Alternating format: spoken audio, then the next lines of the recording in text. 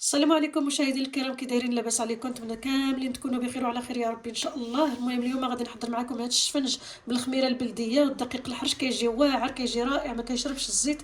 كيجي واحد الشفنج اللي هو زوين بزاف على ما كيشربش الزيت. ها نتوما راه كيجي واحد الشفنج اللي هو رائع بزاف. ها نتوما يعني واحد الشفنج شنو غادي نقول لكم اللي زوين زوين زوين بزاف. طريقه سهله للمبتدئات، وخا يكونوا ما عمرهم داروا الشفنج غيكون عليهم ساهل، غيجيهم ساهل غيديروه ان شاء الله. يلا خليكم مع الفيديو، ما تمشيو فين باش نبدا ان شاء الله معكم الطريقه والمقادير. هنا كيف ما كتشوفوا درت الطحين، الدقيق الابيض، درت هذاك الحرش والفورس رطب، درت الخميره ها هي كيف ما كتشوفوا، درت هنا الخميره البلديه. دابا غنضيف واحد معلقه ديال السكر وشويه ديال الملحه. ها هي الملحه، معلقه ديال السكر باش ياخذ لينا السفنج هذاك اللون الذهبي. داكشي علاش درت السكر، ولا ديروا العسل، معلقه ديال العسل الحر. غادي نضيف الماء دافي ونحط هذه في العجانه الطاجن مزيان يتدلك. هانتوما كما شفتوا معايا درت الماء. دابا غادي نحط في العجانه يتعجن مزيان يتدلك. صافي العجينه تعجنات، غادي نوطي عليها نخليها تخمر. ها العجينه خمرات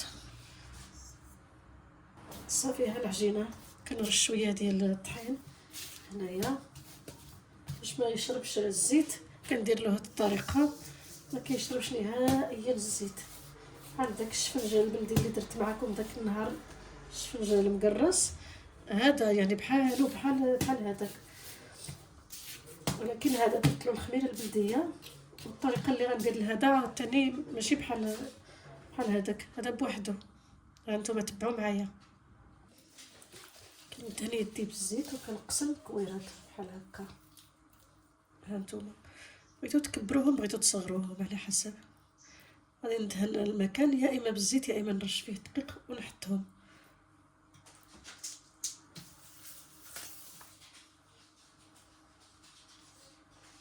صافي كنستمر بهذه الطريقه،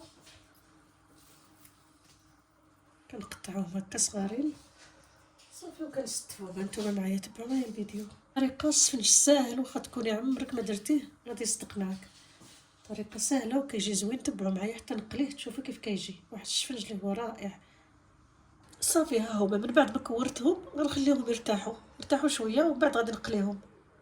صافي هنا من بعد ما ارتاحت العجينه صافي كنحيدو عليها هاد الميكا. غادي نبدا من الاولى اللي قطعت الاولى، هذه غادي نبدا من الاولى. غندير فيها هاد التقيبه في الوسط بحال هكا صافي، وغادي نهزها لكن حتى تسخن الزيت. هانتوما ساهل حتى للمبتدئات. هانتوما هكا صافي وكنحطوه يتقلا. انا درت الزيت في كاسرونه، شي حاجه تكون هكا غارقه، ما كنديرش جوج ديال الزيت، ما كاين لاش داكشي ديال ديري الزيت هنا ديري غير قليل ومن بعد ديري شويه، ديري كتري الزيت هنا، لا ما كاينش داكشي. صافي اذا كندير زيت وحده وكتكون حاجه غارقه الزيت كنكثرو. هانتيا راه ما غيشرب الزيت ما والو. غنحطو في الزيت بسم الله.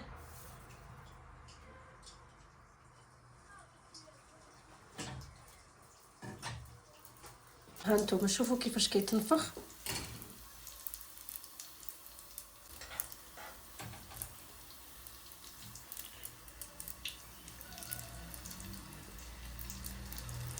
وهانتوما شوفوا في الاخير الشفنج كيفاش غيجي. اروع طريقه، اسهل طريقه بالنسبه للمبتدئات، هذه هي الطريقه الاسهل باش ينجح معكم السفنج. يعني هذا ما فيهش التماره في هذا السفنج، ما كتكون العجينه جاريه بزاف. غادي نعاود معكم وحده. هانتوما كنمشيو للثانيه، كنجي هكاك من الاولى الثانيه الثالثه، كنجي هنايا كندير له واحد التقيبه في الوسط.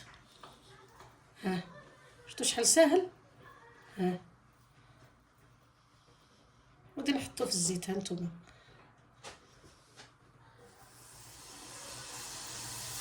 شفتوا كيفاش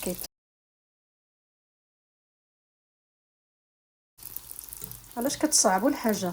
حاجه كتكون ساهله وحنا كنصعبوها. ديري هادي وما ديريش هادي. ها هو شفتوا كيفاش كيتنفخ والزيت ما كيشرب ولا نقطه ديال الزيت. انا ملي غنكمل غادي نحل معكم وحده غادي تشوفوا راه ما كيشرب ولا نقطه ديال الزيت.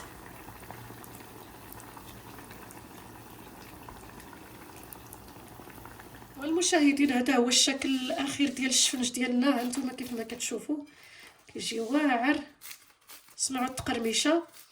غادي نحل معكم وحده باش تشوفوه كيفاش كيجي من داخل، ما كيشربش الزيت نهائيا، كيجي زوين بزاف ومفشفش. انا غادي نحل معكم وحده تشوفوا يعني كيفاش كيجي من الداخل. واحد الشفنج طوب ديال الطوب. هانتوما شفتوا راه الزيت ما فيهش نهائيا، واخا يبرد كيبقى هكا، ما كيتبحططش لحقاش فيه الدقيق الحرش، ما كيتبحطط ما والو.